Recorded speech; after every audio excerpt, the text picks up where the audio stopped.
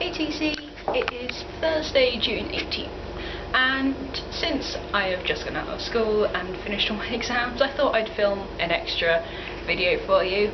Plus, I'm meant to be going into kind of the big-ish town near here, but I missed the train, so I am stuck in this train station for about 40 minutes, so I thought I'd film an extra video. So one of the things I've been doing recently is watching the show Castle, which is such a good show and I love it so much, and I haven't been able to watch any of it for ages because I've just been studying. And one thing I do with shows, which is quite annoying, is if I see an episode that's coming up which I don't particularly like the sound of, maybe some of the characters do something which I don't want to happen, I don't want to affect them in a negative way, I won't watch that episode, and I won't just put it off for a week or 2 weeks.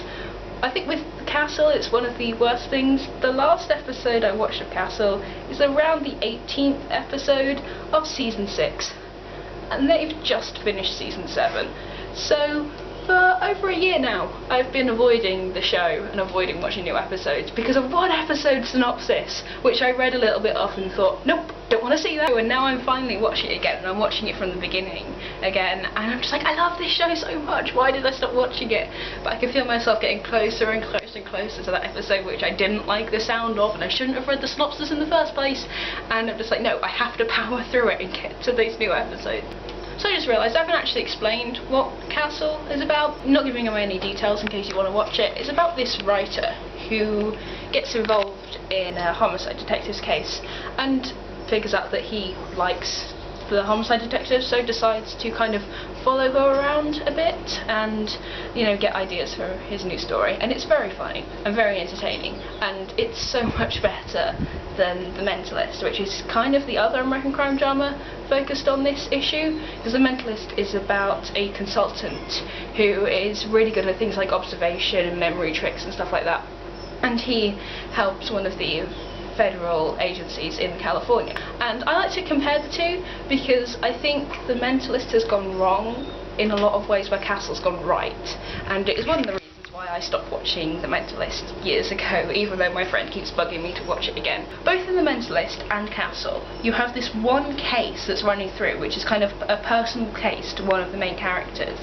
and it's something that's affected them a lot in their lives and they're trying to solve it.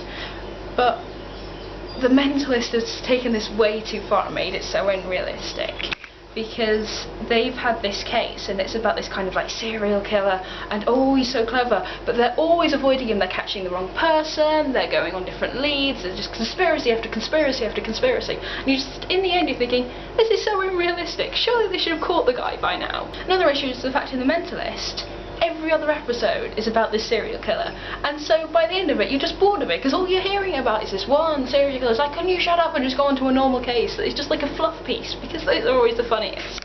But Castle has done really well with this because they only mention their specific case maybe 2-3 times in a season, and this way it means that you never quite know when it's going to come up. You never get bored of the case because it's not there all the time. And another thing with Castle is they get so much closer to figuring out who the killer is in this like really long extended case, and it's a really complicated case with loads of different features and they keep getting thrown off all the time, but in the end you get close to finding who it is. You're not just not expecting to find out who did it in the end. But with The Mentalist you just give up after a while. All you're doing is about this.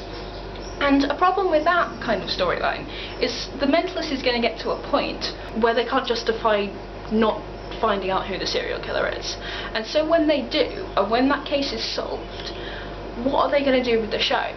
Because the whole basis of the show has previously been finding the serial killer. And so suddenly, if they lose that, then they haven't got this backup of something to replace it with. Because with Castle, if they ever solve this, like properly solve this case, at least they still have all their other cases, their fluff pieces, their other like really long cases that happen like season to season.